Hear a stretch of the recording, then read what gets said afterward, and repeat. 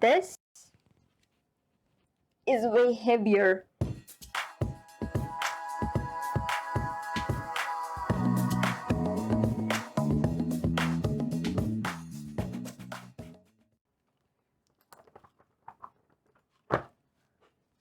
I love hardcover books.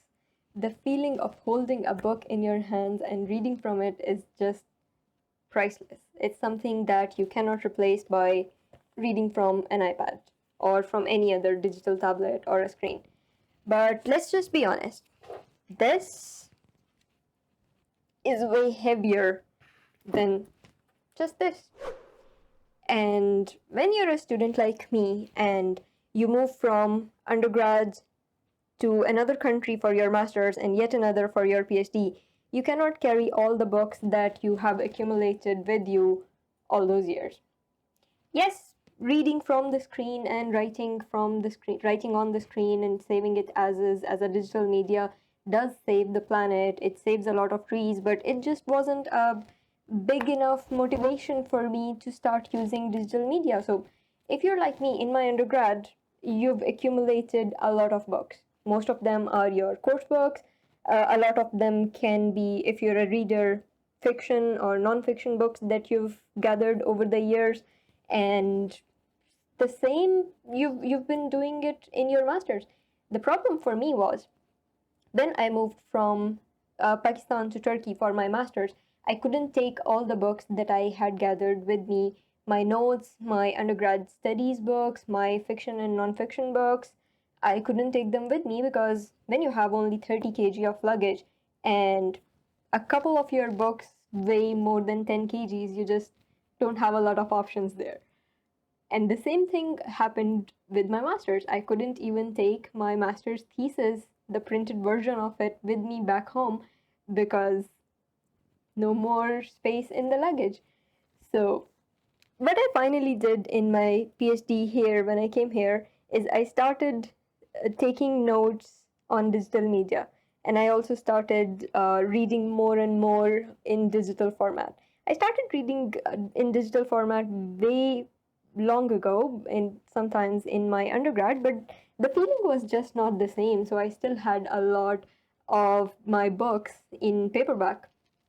But here's the thing, reading from digital format of books and taking your notes digitally benefits you more than it benefits the environment. And that's why you should go paperless, because when you develop a habit of reading from the screen and writing your notes on your tablet, you save a lot of space. You don't have to worry about losing all the notes you've made for your undergrad, master's, PhD studies, all the books that you've read over the years. You don't have to worry about losing them, because losing a book for me is a huge loss. So you don't have to worry about losing all the amazing things you've read or all the great notes you've taken over the years. You don't have to lose any of that. So it benefits you way more than it benefits the environment. So this finally was the big motivation for me to switch to digital format. Personally, I would say you don't have to buy any fancy gadgets like a Kindle or an iPad or something for reading or writing. You can start with something as simple as a PDF reader on your screen, on or your computer. Personally, when I started reading from the screen, it was just on a PC with Foxit Reader, which was a very lightweight, very easy to use reader compared to the Adobe, which at that time used to be quite heavy on the machine. So I started reading digitally using a PDF reader on the screen. So far, I haven't used a Kindle, so I can't really say what's the difference between reading from a Kindle versus reading from an iPad. I went for an iPad because I have been enslaved by the Apple ecosystem, so I went for the iPad, and also it was quite in my budget range. So I bought the iPad and the Apple Pencil both. So reading from iPad, I have been quite comfortable. Now I read my books, mostly fiction, while I'm going to sleep from my iPad, but at the same time, I'm also trying to avoid a lot of screen time close to my bedtime. So I switch to listening at some point. I'm reading from my book, but then automatically, when I'm starting to feel a little bit sleepy, I put my iPad on the side and I switch to listening to the book instead, and I keep listening until I just fall asleep. Writing is more tricky because you could simply start typing, but there have been a lot of studies that tell you that uh, write, writing your notes by hand versus just typing them makes a huge difference on your memory, your information retention, and also on your comprehension, because writing your notes by hand forces your brain to engage more with the information, versus typing just makes you take the notes verbatim without really processing the information much. So I had to find a way to be able to make my notes handwritten. So what I did was, when I was buying my iPad, I calculated the benefit versus the cost analysis, and I decided to buy an Apple Pencil with it. So I've been taking my notes in the Microsoft OneNote app. It's free of cost. It's available on all of my platforms because I still use my PC a lot for my work. So it's cross-platform compatible. So I still use it both on my PC and my iPad. So when I'm taking my French class, I take all my notes on my iPad in OneNote with my pencil. And whenever I'm in a meeting, I take my meeting notes as well on that. Whenever I'm working on my research and I have to do some derivations or I'm drawing some models, I do all of that with my pencil in the OneNote app. And so far, I've been pretty happy with it. Some people do complain that the feeling of just this pencil's tip on the screen is not the same as writing on a paper. I do agree with that. Of course, it's not the same feeling, but personally, it doesn't bother me much. If it bothers you, I've heard that there are some screen protectors like Paperlike. You can buy them, you can try them out.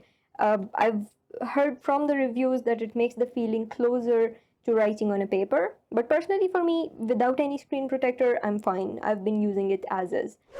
A little bit of tip for OneNote app though.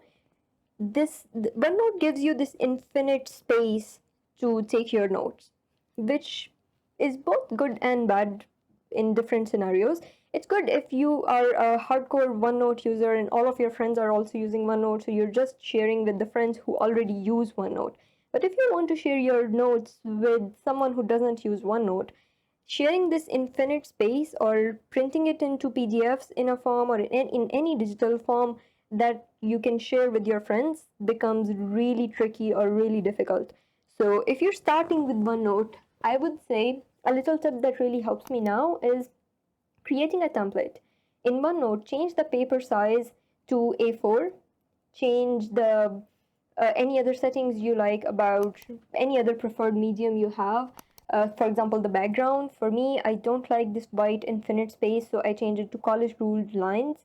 Once I've done that, I go ahead and I save that pattern as a template for the section. And for this particular section, when I apply this template to the section, every new page that I create in that particular section of the notebook will be created in A4 size with college ruled margin lines or background lines. That makes it closer to a real paper for me. And whenever I need to share my notes with someone who doesn't use OneNote, I can simply just print them as PDF and share the PDF with my friends who want to use my notes. So that's something that really helps me organize my notes in a better way, makes them more shareable. And I hope that it helps your transition a little bit better too if you're trying to switch from taking notes on paper to taking your notes digitally. Let me know in the comments below if you want to know more of my tips and tricks that I use that helps me make this transition a bit easier on me.